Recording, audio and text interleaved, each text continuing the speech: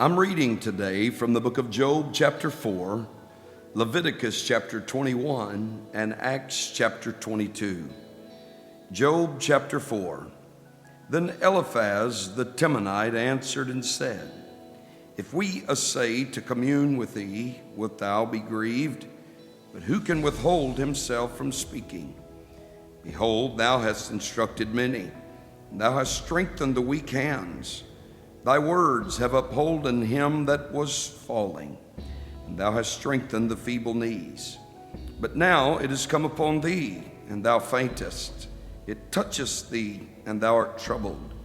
Is not this thy fear, thy confidence, thy hope, and the uprightness of thy ways?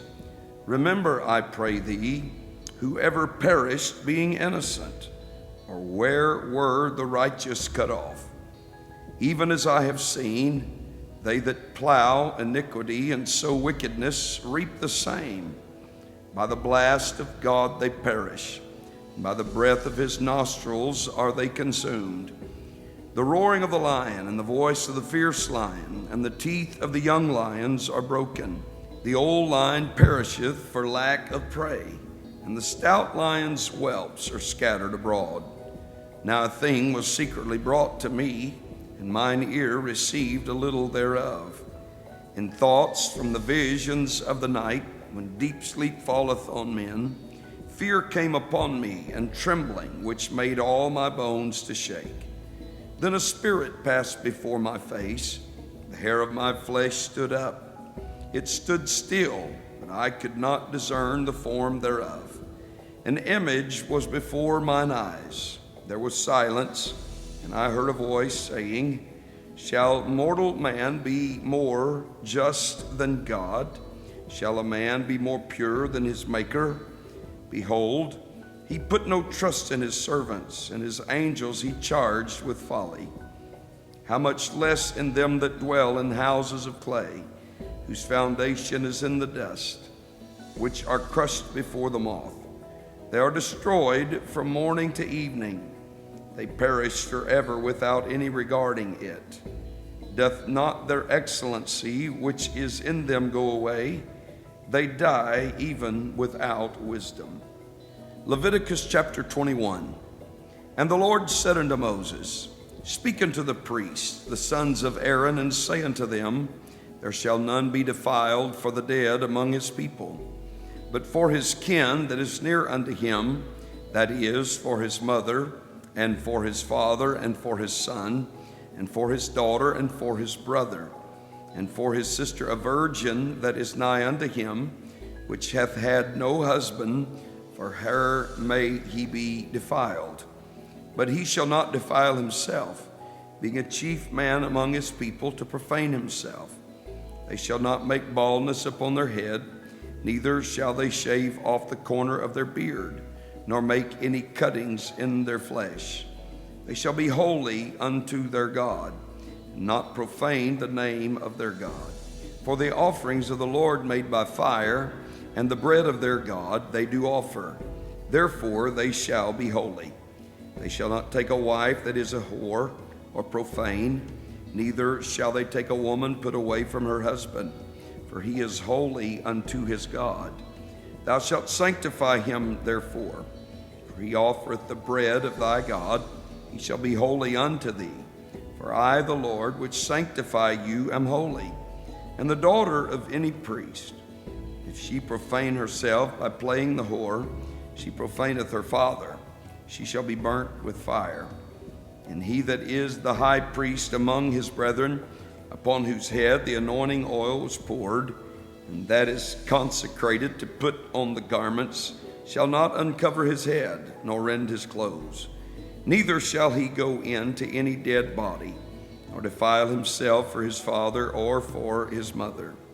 Neither shall he go out of the sanctuary, nor profane the sanctuary of his God, for the crown of the anointing oil of his God is upon him. I am the Lord.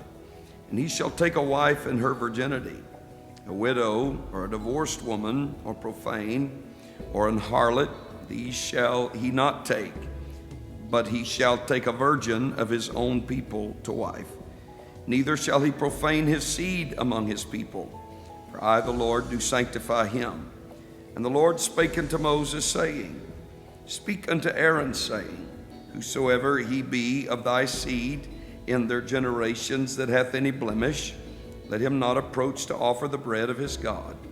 For whatsoever man he be that hath a blemish, he shall not approach, a blind man, or a lame, or he that hath a flat nose, or anything superfluous, or a man that is broken-footed, or broken-handed, or crook-backed, or a dwarf, or that hath a blemish in his eye, or be scurvy, or scabbed, or hath his stones broken.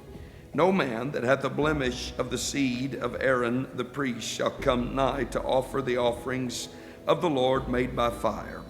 He hath a blemish, he shall not come nigh to offer the bread of his God.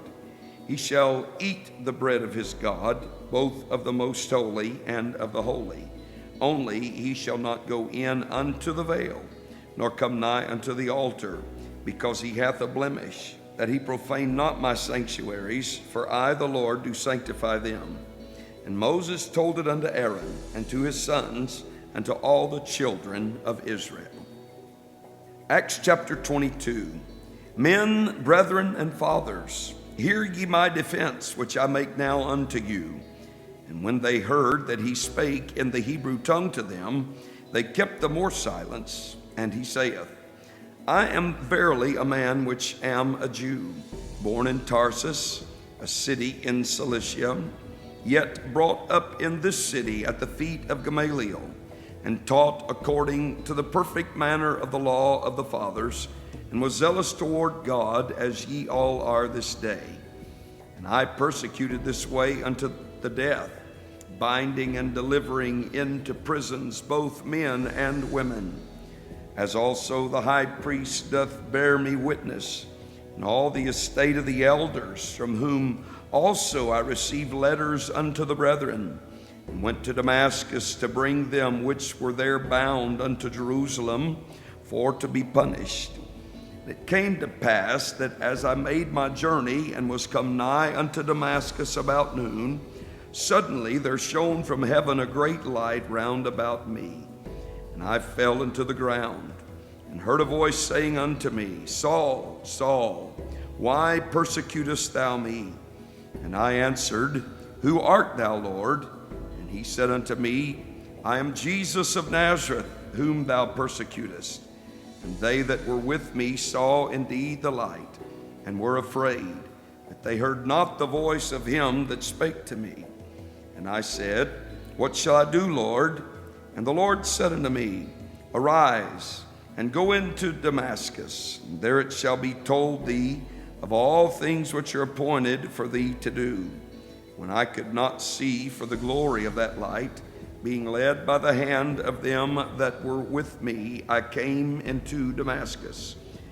And one, Ananias, a devout man according to the law, having a good report of all the Jews which dwelt there, came unto me and stood and said unto me, Brother Saul, receive thy sight.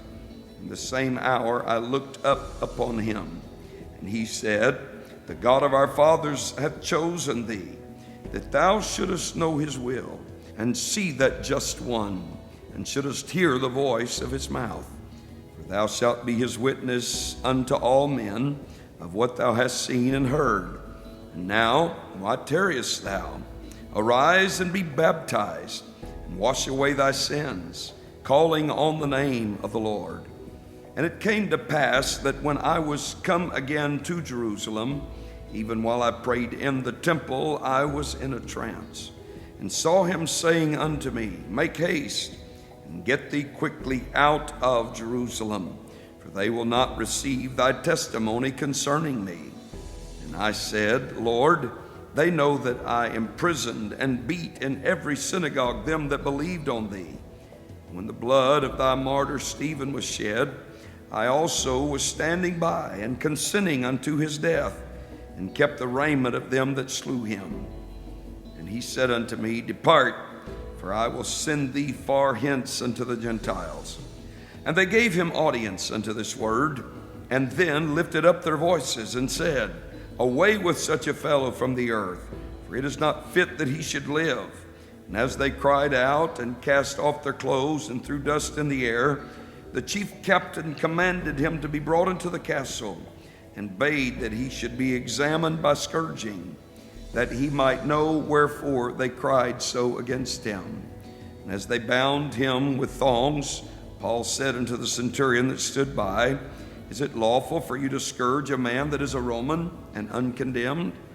When the centurion heard that, he went and told the chief captain, saying, Take heed what thou doest, for this man is a Roman. Then the chief captain came and said unto him, Tell me, art thou a Roman? He said, Yea. And the chief captain answered, With a great sum obtained I this freedom. And Paul said, But I was freeborn. Then straightway they departed from him which should have examined him. And the chief captain also was afraid, after he knew that he was a Roman, and because he had bound him. On the morrow, because he would have known the certainty wherefore he was accused of the Jews, he loosed him from his bands, and commanded the chief priests and all their council to appear, and brought Paul down and set him before them.